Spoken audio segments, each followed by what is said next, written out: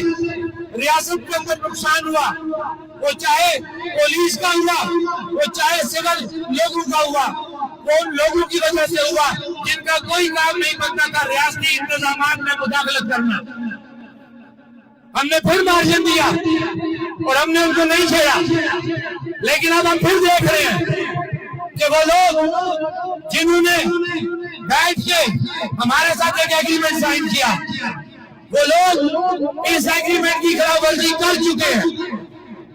اب جب خلاف ورزی ہو گئی، میں آپ کو وہ بھی بتاؤں گا کہ کس طریقے سے ہو گئی، تو ہمارا یہ فرض بنتا تھا کہ ہم دوبارہ عوام کے پاس جائیں، کیونکہ ہم نے ہمیشہ امن کی بات کی ہے، قانون کی بات کی ہے، اخلاقیات کی بات کی ہے، لیکن یہاں پہ ہم نے دیکھا کہ نہ تو اخلاقیات نہ قانون، اس چیز کو کمزوری سمجھا گیا۔ ہم کمزور نہیں ہیں، ہم امن سے رہنے والے لوگ ہیں، ہماری بنیادی حقوق کی جدوجہد ہے، ہمارا چارٹر آف ڈیمانڈ بنیادی حقوق پر مشتمل ہے، ہمارا کسی ملک کسی ادارے کے ساتھ کوئی لینا دینا نہیں ہے، لیکن ہم یہ دیکھ رہے ہیں کہ جان بوجھ کے اداروں کے اندر رہنے والے چند افسران شاہ سے زیادہ شاہ کے وفادار بن رہے ہیں، اور جان بوجھ کے ریاست کے اداروں کو گندا کرنے کے لیے وہ ریاست کے اداروں کو بیچ میں لے کے آ رہے ہیں۔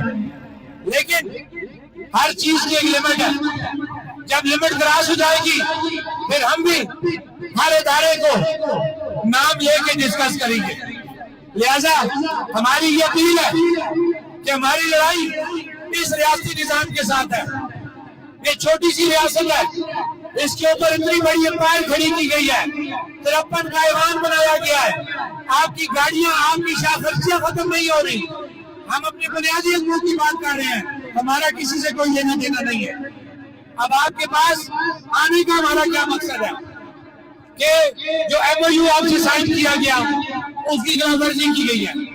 چھوٹی سی بات، ہمارے ساتھ یہ طے ہوا کہ جب تک یہ 12 سیٹیں قانونی طور پہ، آئینی طور پہ ختم نہیں ہوتی، کمیٹی بنائی جائے گی، اس وقت تک یہ تمام ممبران اسمبلی ممبر اسمبلی کی حیثیت سے رہیں گے۔ آپ نے دیکھا ہوگا کہ پیچھے ووٹ ڈالے گے، ہم نے کوئی اعتراض نہیں کیا، کیونکہ وہ صرف ممبران اسمبلی تھے اور وہ ایم ایل اے کی حیثیت سے جو بینیفٹ ملتے ہیں وہ لے سکتے تھے اور وہ لے رہے تھے۔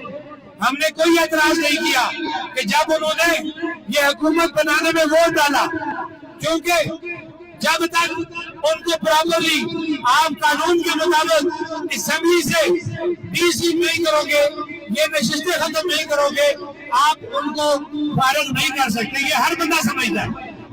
جب ووٹ ڈالنے کی باری آئی ہم نے کوئی اعتراض نہیں کیا، اس لیے کہ ہمارے ساتھ طے کیا گیا تھا کہ جب تک یہ مسئلہ حل نہیں ہوگا یہ صرف ایک ایم ایل اے کی حیثیت سے رہیں گے۔ اب مسئلہ کیا تھا آپ لوگوں کو یہ پتا ہونا چاہیے، جھگڑا کیا ہے۔ یہ سارے 53 جو ہیں پلس وہ لوگ جن کی روٹیاں لگی ہوئی اس مسئلہ کشمیر کے نام سے، وہ مسئلہ کشمیر جو 5 اگست 2019 تم نے دفن کر دیا، یہ میں جس جگہ کھڑا ہوں پوری آپ کی جو سیز فائر لائن ہے دشمن نے پوری باڑ لگا کے بند کر دی ہے۔ کس مسئلہ کشمیر کی تم بات کرتے ہو؟ یہ لوگوں کے ساتھ جھوٹ بولتے ہیں۔ مسئلہ کشمیر 5 اگست 2019 ختم ہو گیا، یہ میں نہیں کہتا، یہ ہمارے ممبران اسمبلی کہتے ہیں۔ کوئی کہتا ہے میں آخری وزیر اعظم ہوں، کوئی کہتا ہے کہ اب مسئلہ کشمیر نہیں ہے۔ اب یہ کیا ہے کہ ان 12 سیٹوں کا تعلق مسئلہ کشمیر کے ساتھ ہے۔ قانونی طور پہ کسی بھی جگہ پہ مسئلہ کشمیر کا تعلق نہیں ہے ان 12 سیٹوں کے ساتھ۔ ہمارا ان سے یہ جھگڑا ہے۔ کمیٹی کس کے لیے بنی تھی کہ آپ ثابت کریں گے کہ ان 12 سیٹوں کا تعلق مسئلہ کشمیر کے ساتھ نہیں ہے، اور ہم ثابت کریں گے کہ ان 12 سیٹوں کا تعلق مسئلہ کشمیر کے ساتھ ہے۔ یہ اصل جھگڑا ہے، اور ہم ابھی بھی یہ ثابت کرنے کو تیار ہے کہ ان 12 سیٹوں کا مسئلہ کشمیر کے ساتھ کوئی تعلق نہیں ہے۔ یہ 1974 میں نہیں نا، تو 1974 سے پہلے مسئلہ کشمیر کدھر تھا؟ اگر مسئلہ کشمیر سے تھا تو 1974 سے پہلے مسئلہ کشمیر کدھر تھا؟ پھر تم مقبوضہ کشمیر کی بات کرتے ہو، وہاں پہ تو آپ نے یہ عارضی طور پہ خالی سیٹیں رکھی ہوئی ہیں، تو یہاں پہ حیثیت کس بات کی؟ اب اس سے آگے چلتے ہیں کہ ہم نے ایم ایل اے کی حیثیت میں کوئی اعتراض نہیں کیا کہ جو ممبر ہوتا ہے۔ اب جب آپ نے یہ کہتے ہیں نا کہ فیصل ممتاز راٹھور صاحب نے بڑی سوچ سمجھ کے یہ فیصلہ کیا، اس ایگریمنٹ کو پڑھ کے یہ فیصلہ کیا، اس کی خلاف ورزی نہیں ہوتی، تو میں چھوٹی سی بات بتاتا ہوں کہ جب یہ طے ہو گیا کہ جب تک بیٹی بن کے اس تنازع کا حل نہیں ہوتا اس وقت تک یہ خالی ایم ایل اے کی حیثیت سے نہیں گے، کسی ایگزیکٹو سیٹ پہ نہیں آئیں گے، ان کے فنڈ فریز کر دیے گئے، ان کے 12 سیٹوں کے نام پہ ان کا کوٹا فریز رہے گا، کوئی بھی نوجوان ان 12 سیٹوں کے نام پہ کوٹا جو ہے وہ تسلیم نہیں حاصل کر سکے گا۔ تو پھر پہلی خلاف ورزی کیا ہوئی کہ آپ نے جو میڈیکل کالج کا کوٹا بنا اس میں پھر دوبارہ ان کو جو ہے وہ میرٹ لسٹ کے اوپر 5 سیٹوں کے نام پہ کوٹے میں شامل کیا گیا۔ اب جو دوسری بات ہے کہ جو ایک ایم ایل اے ہوتا ہے اس کو قانون کے مطابق جو تنخواہ یا جو سہولتیں ملتی ہیں وہ لے رہا تھا۔ اب آپ نے یہ کہتے ہیں کہ ہم نے کوئی خلاف ورزی نہیں کی، جب یہ طے ہو گیا کہ وہ خالی ایم ایل اے رہے گا تو آپ نے جب کسی کو چیئرمین بنایا کسی کمیٹی کا تو آپ ہی کے قانون کے مطابق جو اسمبلی کے اندر ان کے بینیفٹ موجود ہے کہ آپ نے سب سے پہلے اس کو 45,000 روپیہ تنخواہ اضافہ کر دی، پھر آپ نے اس کو ایک ڈرائیور اور ایک گاڑی دے دی، پھر آپ نے اس کے ٹور کا ٹی این ڈی اے طے کر لیا۔ تو آپ بتائیں خلاف ورزی ہوئی یا نہیں ہوئی؟ کہ جب ہم نے کہہ دیا کہ وہ ایم ایل اے ہی رہے گا، اس کے ووٹ ڈالنے میں ہمیں کوئی اعتراض نہیں ہے، تو جب آپ نے چیئرمین بنایا تو 45,000 روپے دے دیا، اب یہ کہیں کہ جناب ہم نے کوئی پیسے نہیں دیے، یہ سارا جھوٹ ہے۔ دوسری خلاف ورزی میرٹ کی پامالی کرتے ہوئے ہو گئی۔ تیسری خلاف ورزی ابھی بھی جو میں یہاں بات کر رہا ہوں، دعوے سے یہ بات کرتا ہوں کہ وزیر اعظم صاحب نے کہا جناب تمام لوگوں کو معاوضے، نوکریاں، زخمیوں کو معاوضے مل گئے۔ میں ابھی بھی دعوے سے یہ بات کرتا ہوں، ذمہ دار بندہ ہوں کہ ابھی بھی 100% معاوضہ جات نوکریاں نہیں ہوئی۔ خلاف ورزی ہوگی یا نہیں ہوگی؟ سب سے بڑی خلاف ورزی آپ کا صحت کارڈ جو معاہدے میں لکھا تھا کہ 15 دنوں کے اندر اس کو جاری کیا جائے گا، آج ہونے لگے 3 ماہ، تو معاہدے کی خلاف ورزی ہوئی یا نہیں ہوئی؟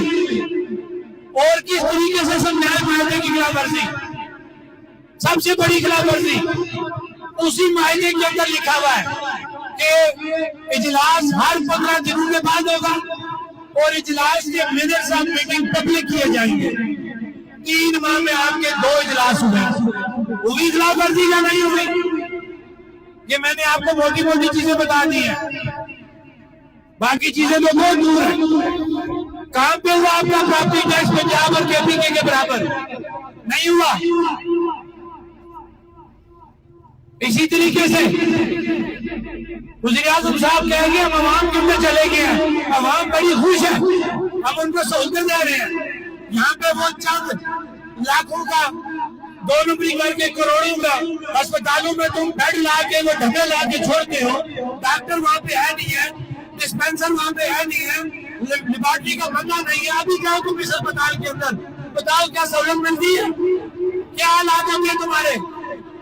ابھی چند دن پہلے یہاں پہ ایک بچہ آیا، اس کو کوئی کیڑا لڑ گیا، یہ ڈاکٹر اس کو نہیں دیکھ سکے اور مظفر آباد ریفر کیا، کچھ دن یہاں رکھنے کے بعد اس کی بعد ڈیتھ ہو گئی۔ کون پوچھے گا ان کو؟ اس لیے کہ متعلقہ شعبے کا پراپر ڈاکٹر یہاں نہیں بیٹھتا، جو نیلم کے نام پہ تنخواہیں لے رہے ہیں وہ نہیں بیٹھتے، انتظامیہ افسران نہیں بیٹھتے، پٹواری کے پاس جاؤ تو ذلیل ہوتے ہو، پیسے دو کے تو کام ہوتا ہے۔ ایک غریب جو 2 سے 3 گھنٹے کا سفر کر کے پٹواری کے پاس نقل لینے آتا ہے اور پٹواری صاحب کہتے ہیں جاؤ یار 2 دن کے بعد دوں گا، کیا کسی نے سوچا کہ وہ غریب کہاں سے چل کے آیا اور کہاں پہ واپس جانا ہے؟ اگر وہ رکے گا یہاں پہ تو اس کا کتنا خرچہ ہوگا؟ کیا یہ ساری چیزیں آپ کی حل ہوگی؟ آپ آج بھی ظلم کی اسی چکی کے اندر ذلیل ہو رہے ہیں. قانون امیر کا، قانون بدماش کا، قانون زورآور کا، جنگلات آپ کے. میں ابھی کس ایریے سے ہو کے آیا، سامنے کافر ہے جس کو ہم کافر کہتے ہیں، ادھر مسلمان ہے. کافر کا جنگل اسی طرح ہرا بھرا، ہم مسلمانوں کا جنگل فارغ. یہ اس طرح فارغ نہیں ہوتے. محکمہ جنگلات اس کا ذمہ دار ہے، ہمارے یہ سیاستدان اس کی ذمہ دار ہے کہ جو یہاں پہ آیا اس نے جنگلات کا بے دریغ کٹاؤ کیا، کاٹی جو لکڑیں. اب مجھے ایک بات بتائیں، یہاں پہ حکومت نے کیا سہولت دی آپ کو؟ واحد سہولت آپ کے پاس یہ ٹورسٹ تھا.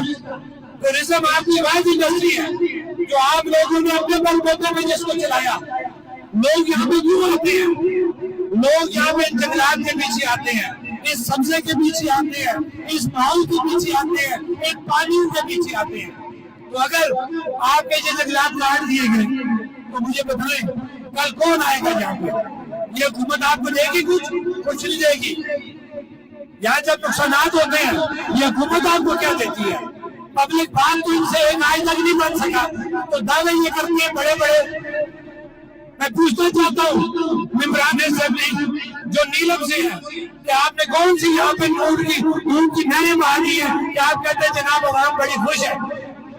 عوام کے یہ حالات ہے، یہ جو عوام سڑکوں پہ بیٹھی ہوئی ہے. ہم نے کوئی آپ سے جھوٹی تقرری کا، جھوٹی سکیم کا وعدہ نہیں کیا.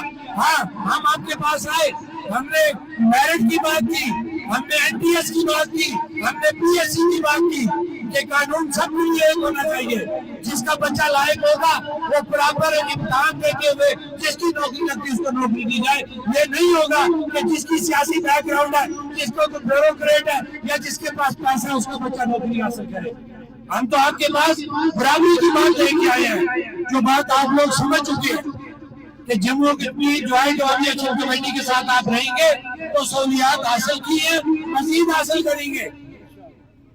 کیوں نہیں 70 سالوں میں آپ کو یہ سہولت ملی جو 2 سے 2.5 سالہ آپ کی اپنی جدوجہد نے آپ کو سستا آٹا اور سستی بجلی کی شکل میں لے کے دے دی؟ وہ کیوں ملی؟ کہ آپ لوگ اصل بات سمجھ چکے ہیں کہ یہ سارے ممبران اسمبلی ایک ہے. وزیر اعظم انوار الحق ہو، وزیر اعظم فیصل ممتاز راٹھور ہو، یہ سب ایک ہے. ان کے اپنے مفادات ایک ہیں. یہ کبھی ایک دوسرے کے بعد خلاف بات نہیں کرتے. اس کی چھوٹی سی مثال میں آپ کو دوں. ہماری یہ لاسٹ میٹنگ ہوئی امیر مقام کی موجودگی میں. انہوں نے کہا جی ہمیں ٹائم چاہیے. میں نے کہا جی کیوں ٹائم چاہیے؟ انہوں نے کہا جی کہ پہلی جو حکومت تھی وہ انوار الحق کی تھی تو آپ ہمیں مارجن دیں. میں نے کہا میرا ایک جواب سنیں، ہمیں یہ بھی پتا ہے کہ کئی چیزوں کے اوپر فائل ورک مکمل ہو کے انوار الحق کے پاس پہنچ گیا تھا. انوار الحق نے وہ فائلیں روک لی تھی، اس لیے روکی تھی کہ ایکشن کمیٹی